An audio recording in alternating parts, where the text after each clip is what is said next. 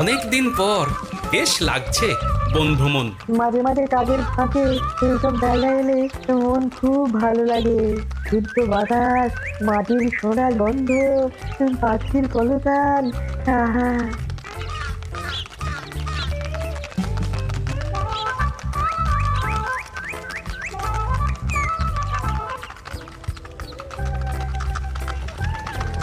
মহারাজের রথ থামছে।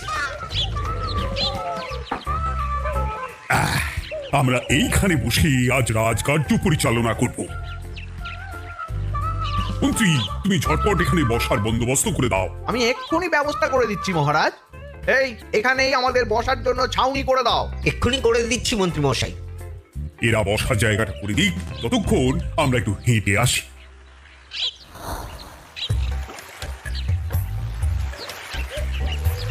সকালবেলা হাঁটা শরীরের পক্ষে খুব ভালো মহারাজ।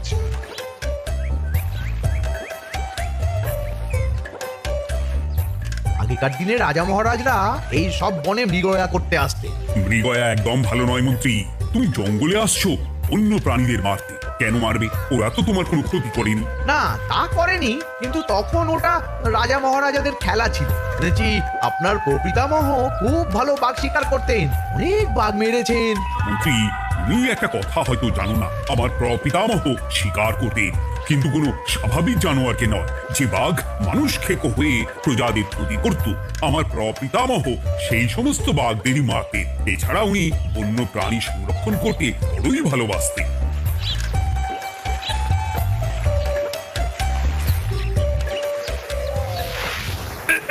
উফ, এটা আবার কি? এই এটা আবার কোথা থেকে উড়ে এলো? কোথাও তো ঝড় হাওয়া কিছুই নেই। একটা ধাঁধা মহারাজ, এই কাগজে লেখা। ধাঁধা পড়ো দেখি। জোয়ার ভাটা প্রভুর খেলা, ভাটা হবে হলে বেলা। ভাটা হলেই দেখা যাবে লাল রঙের এক পাথর পাবে। নদীর ধারে গর্ত করে যত্নে সাজাই কলস ভরে। হেথায় হোথায় ছড়িয়ে যাহা, অন্ধকারে জলে তাহা। ঢুকলে চক্ষু ঝলসে যাবে, হাতের কাছে ঘন্টা পাবে। ঠিক ঘন্টা বাজলে পরে পড়বে ঝরে থরে থরে। ঘন্টা যদি হয় ভুল, যেন তুমি হারাবে কুল। ঠিক ঘন্টা চিনতে হলে নকশা দেখো চক্ষু খুলে। সিন্দুক দেওয়ালে হাত দাও, আসল ঘটনা জেনে নাও। ওরে বাবা, খুব দীর্ঘ ধাঁধা। তা মন্ত্রী, তুমি কিছু বুঝলে? এটা একটা গুপ্তধনের নকশা। এর মধ্যে গুপ্তধন কোথায় আছে তার একটা ধারণা দেওয়া আছে। গুপ্তধন? ওটা আমাকে পেতেই হবে, পেতেই হবে। দেখি দেখি একবার কাগজটা দাও। গোপাল, কাগজটা আগে আমার হাতে দাও, দেখি ভালো করে। এখন নদীতে জোয়ার চলছে গোপাল। একটু পরেই ভাটা শুরু হবে। হ্যাঁ, ভাটা না হলে কিচ্ছু বোঝা যাবে না। এখানে স্পষ্ট লেখা আছে, ভাটা হলেই দেখা যাবে লাল রঙের এক পাথর পাবে। তার মানে আমাদের ভাটা হওয়া পর্যন্ত অপেক্ষা করতে হবে। না, সময় নষ্ট না করে ধাঁধাটার সমাধান করতে শুরু করি। ভাটা হলে একটা লাল রঙের পাথর দেখা যাবে, এই পর্যন্ত পরিষ্কার আছে। বুঝতে হবে ওর পর থেকে। পড়ো গোপাল, এই চলো আমরা সবাই বুদ্ধি লাগাই। নদীর ধারে গর্ত করে যত্নে সাজাই কলস ভরে। এটার অর্থ ধাঁধাটা মাথায় বসিয়ে নিয়েছি, এবার কে কি বলবে সেটা শুনতে হবে। চলো গোপাল, আমরা ধাঁধা যেমন যেমন বলেছি তেমন তেমন ভাবেই চলি। চলুন মহারাজ, এখন আমাদের দেখতে হবে লাল পাথর। কোথায় আছে লাল পাথর? চলো চলো সবাই, চোখ কান খুলে আমরা নদীর পাড় ধরে হাঁটি। আমি একটু তফাতে হাঁটি।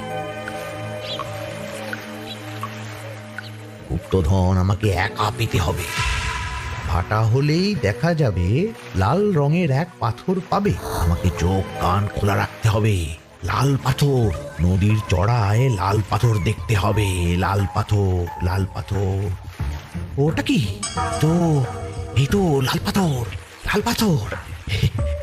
ওরা অনেকটা এগিয়ে গেছে, ওদের আমার দিকে নজর নেই। এই সুযোগ, এই সুযোগ, একা একা গুপ্তধন নিয়ে পালাবো।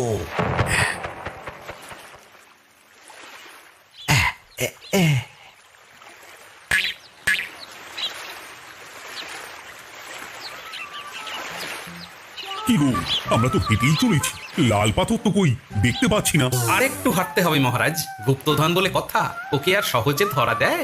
সেটা অবশ্য সঠিক কথা। আচ্ছা, আমরা সবাই তো আসছি হেঁটে হেঁটে, মন্ত্রী মশাই গেলেন কোথায়? ও কি যে ঘটে! সত্যি তো, মন্ত্রী কোথায়? ও সেনাপতি, মন্ত্রীকে দেখেছো? কই না তো মহারাজ। তাহলে কোথায় গেলেন মন্ত্রীমশাই? এই জঙ্গলে বাঘ ভাল্লুক আছে, শেষে কিনা বাঘে নিল।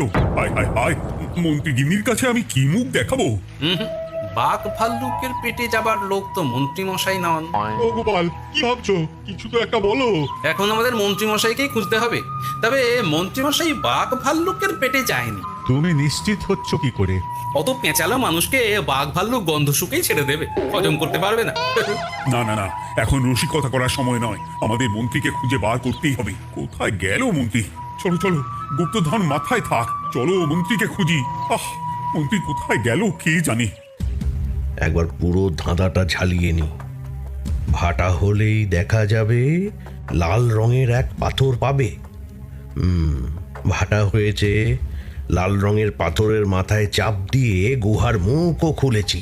এবার এবার নদীর ধারে গর্ত করে যত্নে সাজাই কলস ভরে। এটাই তো ঠিক বুঝতে পারছি না।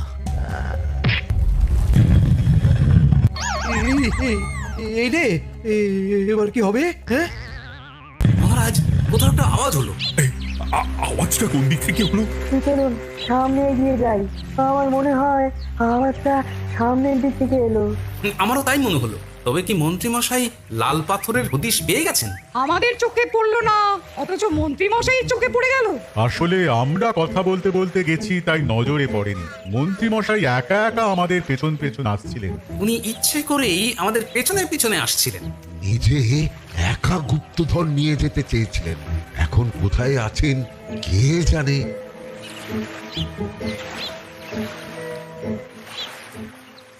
এই অন্ধকারে কিছু দেখতে পাচ্ছি না তো। ধাঁধাতে কি ছিল? হ্যাঁ, কি ছিল? হেথায় হোথায় ছড়িয়ে যাহা, অন্ধকারে জলে তাহা, ঢুকলে চক্ষু ঝলসে যাবে, হাতের কাছে ঘন্টা পাবে। পেয়েছি পেয়েছি, ঘন্টা ঘন্টা ঘন্টাটা পেতে হবে। ঘন্টা ভাটা হলেই দেখা যাবে লাল রঙের এক পাথর পাবে, নদীর ধারে গর্ত করে যত্নে সাজাই কলস ভরে, হেথায় হোথায় ছড়িয়ে যাহা, অন্ধকারে জলে তাহা, ঢুকলে চক্ষু ঝলসে যাবে, হাতের কাছে ঘন্টা পাবে। ঠিক ঘন্টা বাজলে পরে পড়বে ঝরে থরে থরে, ঘন্টা যদি হয় ভুল যেন তুমি হারাবে কুল। ঠিক ঘন্টা চিনতে হলে নকশা দেখো চক্ষু খুলে, সিন্দুক দেওয়ালে হাত দাও, আসল ঘটনা জেনে না। এবারে ভালো করে ঠান্ডা মাথায় ভাবতে হবে। ভাটা হলেই দেখা যাবে লাল রঙের এক পাথর পাবে। সেই লাল পাথরটাই তো খুঁজে পাওয়া যাচ্ছে না, অথচ মন্ত্রী মশাই খুঁজে পেলেন। আওয়াজটা কোথা থেকে আসছিল? এই কাছে পিঠে এই কোথা থেকে আওয়াজটা আসছিল।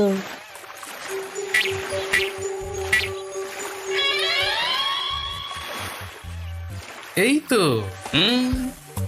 এটাই মনে হয় সেই লাল পাথর। একটু নাড়িয়ে চাড়িয়ে দেখি তো কিছু হয় কিনা।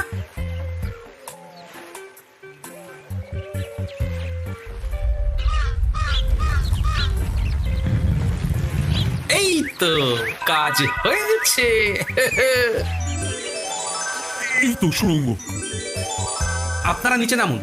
আপনারা কি দেখছেন সেটা বলবেন মহারাজ। সবাই যদি নেমে যাই, যদি কোনো কারণে সুড়ঙ্গের মুখ বন্ধ হয়ে যায়, তাহলে আর আমরা বাইরে বেরোতে পারবো না মহারাজ। গোপাল ঠিকই বলেছে, আমরা দুজন বাইরে থাকি। মহারাজ, আর একটা কথা, কোনো ঘন্টায় হাত দেবেন না, মনে আছে তো? ঘন্টা যদি হয় ভুল যেন তুমি হারাবে কুল। ওরে বাবা, এই বয়সে আর কুল হারাতে চাই না। ঠিক আছে, তোমার কথাই অক্ষরে অক্ষরে পালন করব। দেখি এই সুড়ঙ্গে মন্ত্রী মশাইকে দেখতে পাই কিনা। চলুন মহারাজ, সুড়ঙ্গে নামি। সবাই সাবধানে নামো।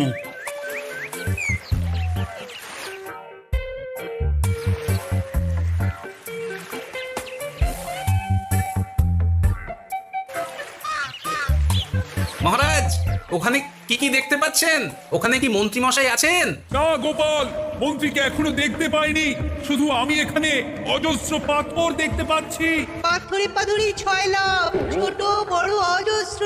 পাথরগুলো পাথরগুলো বড় অদ্ভুত, কিরকম কিরকম মানুষ মানুষ করুন। লম্বা বেঁটে হরেক রকম। মানুষ মানুষ গরম, সেটা কিরকম? আর কিছু কোনো কলসি কি দেখতে পাচ্ছেন? কলসি তো দেখতে পাচ্ছি না। মহারাজ, কলসি থাকতেই হবে, কারণ ধাঁধায় লেখা আছে নদীর ধারে যত্ন করে যত্নে সাজাই কলস ভরে। গর্তটা আসলে হলো সুড়ঙ্গ, কিন্তু কলস। মহারাজ মহারাজ, এইদিকে এইদিকে একটা কলসের মতো কি যেন আছে, এইদিকে আসুন, এদিকে এদিকে। হ্যাঁ গোপাল, দেখতে পেয়েছি। এবার আমি যেরকম যেরকম বলবো সেই রকম সেরকমই করবেন। আমি বিজ্ঞানীকে নদী থেকে জল তুলে পাঠিয়ে দিচ্ছি। পাত্র কোথায় পাবে? আমাদের জল খাবার যে পাত্র আছে সেটা আনতে লোক পাঠাচ্ছি। ঠিক আছে। শুধু একটা কথা বলছি, আপনারা কেউই সুড়ঙ্গের ভেতরে কোনো কিছুতে হাত দেবেন না। কেন গোপাল? সব পরে বলবো, এখন আমি যা বলছি সেটা শুধু মনে রাখুন। সুড়ঙ্গের ভেতরে কিছুতে হাত দেবেন না। ঠিক আছে। প্রহরী, তুমি যাও, যেখানে আমাদের বসবার আয়োজন করা হয়েছে সেখানে গিয়ে একটা জলের পাত্র নিয়ে নদী থেকে জল ভরে নিয়ে এসো। গোপাল, মন্ত্রীমশাই কোথায় গায়েব হয়ে গেলেন? কোথাও গায়েব হয়ে যাননি বিজ্ঞানী, কোথাও গায়েব হয়ে যাননি উনি। উনি ওই সুড়ঙ্গের ভেতরেই আছেন। কিন্তু কেউ তো ওনাকে দেখতে পাননি। সম্ভবত পাথর হয়ে আছে। এখন কিভাবে পাথর হয়েছেন সেটা তো আমি বলতে পারবো না। সবটাই স্বপ্নের মতো লাগছে। ঠিক যেন স্বপ্নের মতো লাগছে। এই জীবনে সুরঙ্গ দর্শন হয়ে গেল। আমাদের পাতাল প্রবেশ। পাতালে আসিয়া আমি মনে মনে বলি, গুপ্তধন নিয়ে আমরা যেন সৎ পথে চলি। তোমার এখনো কাব্য আসছে সভাকবি? আসছে মানে কাব্যের সাথে আছে রোমাঞ্চ, করছে ঘাসের শীত, হচ্ছি আমি অধীর। মহারাজ, জল দিয়ে বিজ্ঞানীকে পাঠাচ্ছি। কি করতে হবে বিজ্ঞানীকে সব বলে দিয়েছি। তুমি ভেতরে আসবে না? আসবো ঠিক সময়ে। এখন আমি যেমন যেমন বলবো আপনি ঠিক তেমন তেমন করবেন। ঠিক আছে। বিজ্ঞানী, যেমন যেমন বললাম ঠিক তেমন তেমন ভাবে কলসিকে জল দিয়ে পরিষ্কার করবে। মনে রেখো, ধাঁধায় আছে কলসি সাজাই যতন কর। তুমি একটা কথা মনে রেখো বিজ্ঞানী, কোথাও হাত দিও না কিন্তু। ঠিক আছে গোপাল, তোমার উপস্থিত বুদ্ধির তুলনা নেই। আমি যাচ্ছি গোপাল। সাবধানে সাবধানে। মহারাজ, বিজ্ঞানী যাচ্ছে।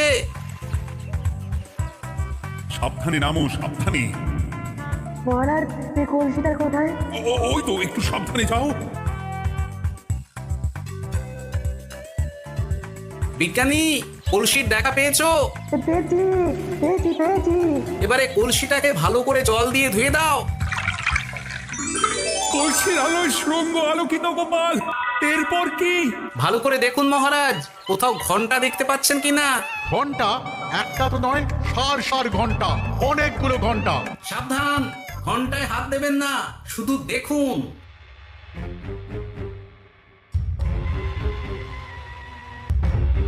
মহারাজ, আমরা গুপ্তধনের খুব কাছে চলে এসেছি। তাই নাকি? কি মজা কি মজা, এবার খাবো ক্ষীরের গজা। আহ, সভাকবি চুপ করো, এখনো আমরা গুপ্তধন পাইনি। বাবার মুখে দাঁড়িয়ে সবগুলো তারা আঁকা। বিজ্ঞানী, কোন ঘন্টায় চাঁদের নকশা করা আছে কি? একটু দেখে বলো না। আমি আতস কাজ নিয়েই দেখছি, সব ঘন্টাতেই তারা আঁকা। খবরদার, কোনো ঘন্টাকেই ছোঁবে না। ঠিক আছে, কোনো কিছু না ছুঁয়ে আমি দেখছি। পেয়েছি গোপাল, চাঁদ আঁকার ঘন্টা পেয়েছি। ওই ঘন্টাটা বাজাও, বাজাও।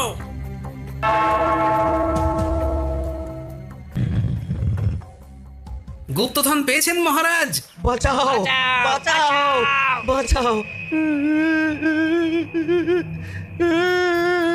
বাঁচান মহারাজ, বাঁচান। বিজ্ঞানী, মন্ত্রীর গলা পাচ্ছ না? মহারাজ, আমি পাথর হয়ে আছি, আমাকে মানুষ করুন মহারাজ। তুমি তো মানুষই ছিলে, হঠাৎ করে পাথর হলি কেন? মহারাজ, গুপ্তধন পেয়েছেন? পেয়েছি, তার সাথে মন্ত্রীকেও পেয়েছি। মন্ত্রী এইখানে কোথাও পাথর হয়ে দাঁড়িয়ে আছে। দাঁড়ান মহারাজ, এবার আসছি। সাবধানে এসো। আমি ভেতরে যাচ্ছি, বুঝলে?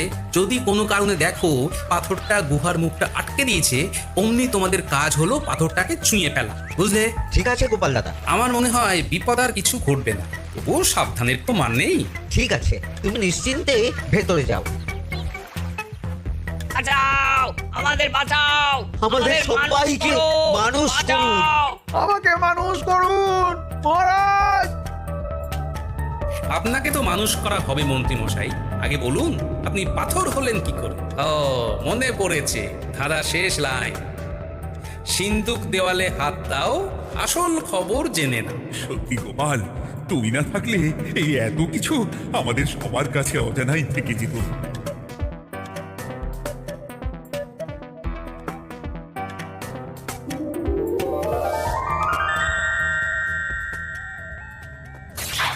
ধন্যবাদ আমাকে মুক্ত করার জন্য।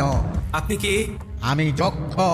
আমাকে এই ধন সম্পত্তি পাহারা দেওয়ার জন্য এক ডাকাত দলের সর্দার যক্ষ করে রেখেছিল। আমি 100 বছর ধরে এইখানে যক্ষ হয়ে আছি। আমি তোমার জন্য মুক্ত হলাম গোপাল। এই সম্পত্তি তোমার গোপাল। সম্পত্তি নিয়ে আমি কি করব? আমি এই সব সম্পত্তি মহারাজকে দান করলাম। রাজ্যের অনেক কাজ হবে। তুমি ধন্য গোপাল, তুমি ধন্য। এবার আমার যাবার সময় এসেছে, আমাকে যেতে হবে। যাবার আগে এই পাথরগুলোকে মানুষ করে যান। এরা সব লোভী।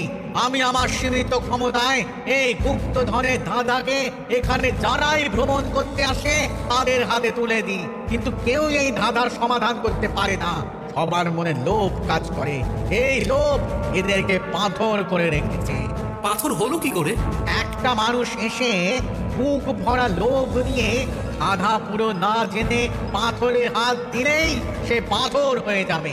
আমাদের ভুল হয়েছে, আর লোভ করবো না, আমাদের বাঁচাও। আমাকে মুক্ত করে দিন, আমার খুব ভুল হয়েছে মহারাজ, মুক্ত করে দিন আমায়।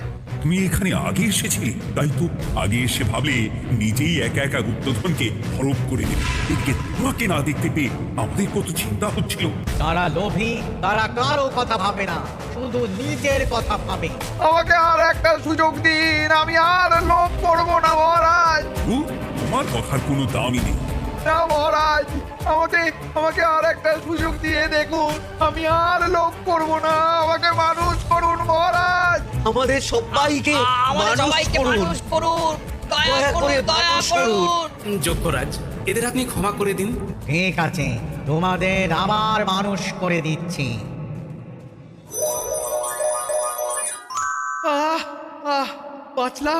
বাঁচলাম।